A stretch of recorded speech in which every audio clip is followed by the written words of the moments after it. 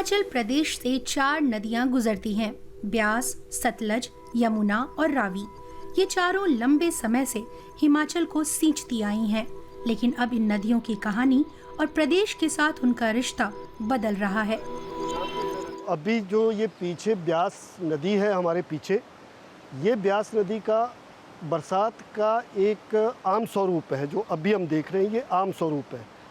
9 और 10 जुलाई को ब्यास ने इतना भयंकर विकराल रूप लिया कि ये जो पीछे आप देख रहे हैं सामने, इन मकानों के मतलब 2-2 मंजिल तक मतलब पानी में ये डूब गई थी। इस साल जब ब्यास पर बने पंडोह बांध का गेट खुला तो ललित शर्मा का घर बाढ़ की चपेट में आ गया।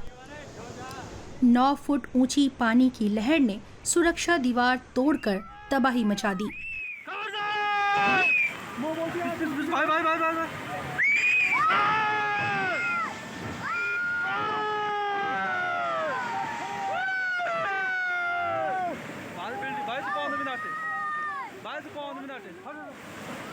उनका घर बाढ़ की चपेट में आए 7,000 घरों में से एक था। मेरे को 23 साल रहते हुए हो गए, तो यहाँ तक कभी नहीं आया था। ज़्यादा से ज़्यादा इधर नीचे तक आ जाता था। ये सीवरेज टोटली डैमेज हो गया है ना। ये सेप्टिक टैंक था, तो ये उठा के साइड में रख दिया। मानसी आशेर हिमाचल प्रदेश में पर्यावरण कार्यकर्ता हैं। वो राज्य में आई ऐसी तबाही के लिए विकास को जिम्मेदार ठहराती हैं। अगर आप अर्थव्यवस्था के 3 प्रमुख सेक्टरों को देखें तो खेती प्राथमिक क्षेत्र है, उत्पादन माध्यमिक क्षेत्र है और तीसरी श्रेणी है निर्माण उद्योग।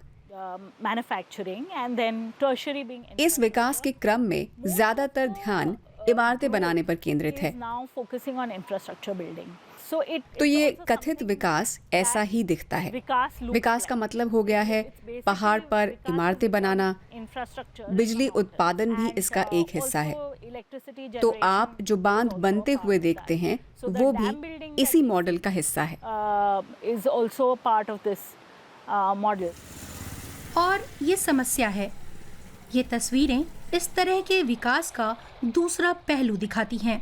ये है बांध टूटने और बाढ़ आने का नतीजा। एक और दिक्कत है, 7 जुलाई से 13 जुलाई के बीच बस 7 दिन के दौरान मंडी शहर में बादल फटने की कम से कम 3 बड़ी घटनाएं हुई। चरम मौसमी स्थितियां आम होती जा रही हैं। इनके अलावा खराब योजना के साथ बनाए जा रहे बांध पहले से ही नाजुक इकोसिस्टम को और नुकसान पहुंचा रहे हैं। इसकी बर्बादी धीमी नहीं पड़ रही है। प्रदेश को हाल ही में 4 लेन का हाईवे बनाने के लिए 80,000 से ज्यादा पेड़ काटने की मंजूरी मिली है। पेड़ों को गिराने से मिट्टी ढीली पड़ जाती है, जिससे इलाके में भूस्खलन की आशंका बढ़ जाती है। इसके नतीजे विनाशकारी होते हैं। एक बेडरूम बनाया था, ये हमने बाथरूम बनाया था। इधर ये हमारी किचन थी। हमारे बुजुर्ग रहते थे, वो जैसे जहाँ हमारा पुराना घर है ऊपर ना, तो वो वैसे वहाँ तक रोड नहीं थी, वहाँ तक कोई नुकसान नहीं होता।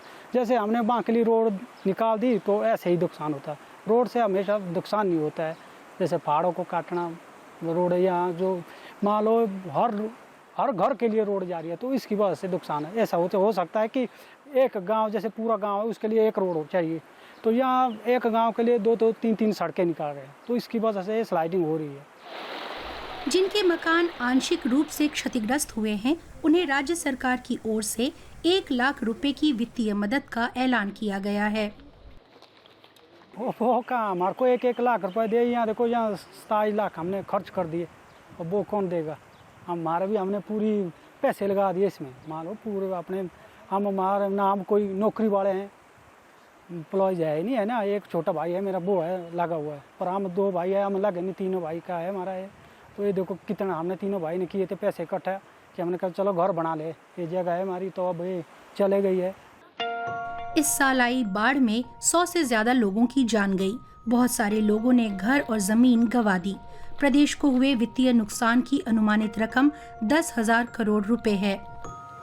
जो हमारे आकलन के मुताबिक अगर इन्होंने पूर्व तैयारी जो इनको करनी चाहिए थी, क्योंकि मौसम विभाग का अलर्ट था, सभी डीसीज को मतलब ये पहले से निर्देश किया हुआ था कि मतलब इस तरह का त्रासदी या इस तरह का बहुत बड़ा बारिश होने का संभावना है, परंतु उन्होंने कोई पूर्व तैयारी नहीं की। किसी तरह का जो डैम का प्रबंधन है और जो हमारा प्रशासनिक तंत्र है उनके बीच में किसी तरह का आपस का कोई तालमेल नहीं था कि क्या मतलब अगर वो पहले से मतलब अपना वो जो सिल्ट उनके डैम में भरा है उसको पहले से खाली कर देते या फ्रिक्वेंट पानी को छोड़ देते तो एकदम से पानी का लेवल ऊपर नहीं उठना था। स्थानीय लोग चाहते हैं कि ऐसी आपदाओं के दौरान जरूरी तैयारी करने और लोगों का ध्यान रखने के अलावा सरकार टिकाऊ विकास पर ध्यान दे और जलवायु परिवर्तन के मुताबिक बदलाव लाए। अधिकारियों ने इस दिशा में कदम उठाने की घोषणा की है। स्थानीय लोगों को उम्मीद है कि अगले साल का मॉनसून अलग होगा।